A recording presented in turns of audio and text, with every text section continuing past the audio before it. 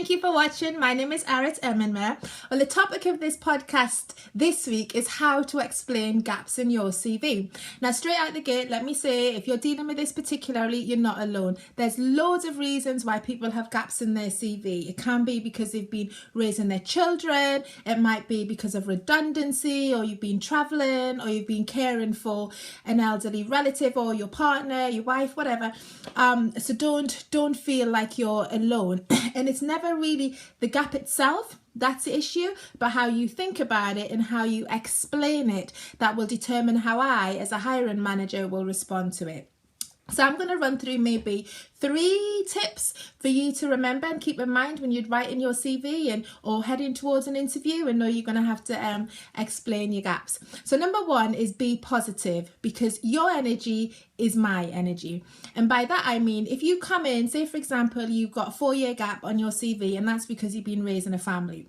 If you come in and you say, oh, I've asked you, obviously, what have you been doing with the last 4 years? And you say, oh, just been raising my kids. Then you kind of sound apologetic when you've been doing a phenomenal job of being a mum or a dad to your children. So you should sell that. So come in and say, well, I've spent the last 4 years raising my 2 children, and over the time I have sharpened my time management, communication, negotiation skills, and I think they will stand me in good stead in this role. Or say, for example, you've been traveling, then rather than just say, oh, I've just been traveling for the last 6 months, sell your travel. So come in and say, I have just spent the last 6 months immersing myself in different cultures, totally widened my perspective, taught me how to think on my feet, think outside of the box, and that'll definitely stand me in good stead in this role. So in both examples there, you've owned the gap. You've given a clear explanation, you've been positive about it, but you've also translated it or used your transferable skills as they relate to the job in question. So be positive about it, because it's all about how you think it and I will receive it. So number 2 is be honest. Now I know the temptation is to lie.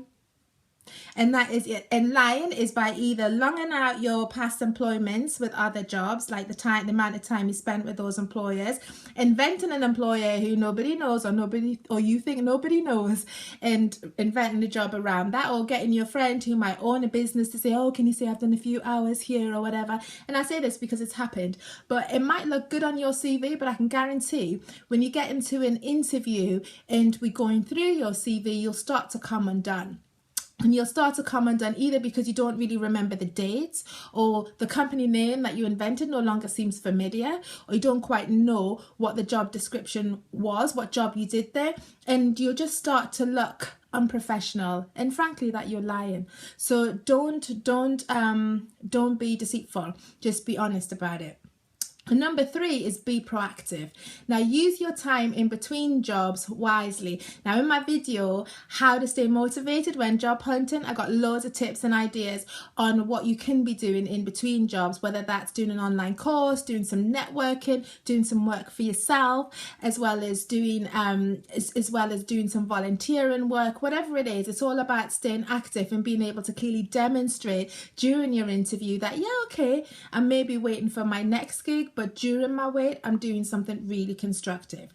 So from the top, be positive, because your energy is my energy. No porky pies, because you know you're going to come undone during your interview. And number 3, be proactive, because you got to keep doing stuff just to keep your mind active, and also help stand you in good stead when you get into an interview.